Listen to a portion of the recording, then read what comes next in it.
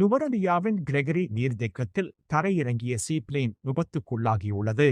Cinnamon ஏர் நிறுவனத்திற்கு சொந்தமான விமானம் ஒன்று இன்று பிற்பகல் நுவரெலியாவின் கிரெகரி நீர்த்தேக்கத்தில் தரையிறங்கும் பொழுது விபத்துக்குள்ளாகியுள்ளது.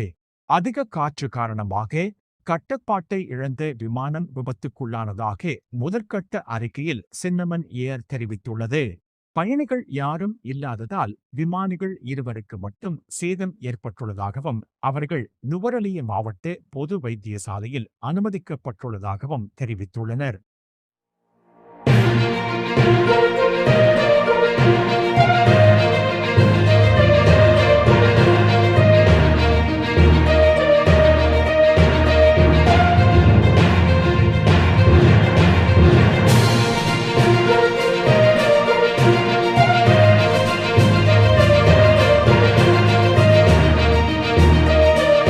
விமானம் மற்றும் விமானத்துறை சார்ந்த செய்திகளை அறிந்து கொள்ள வியான்சா பிளேன் ஸ்பாட்டர் சேனலை சப்ஸ்கிரைப் செய்யுங்கள்.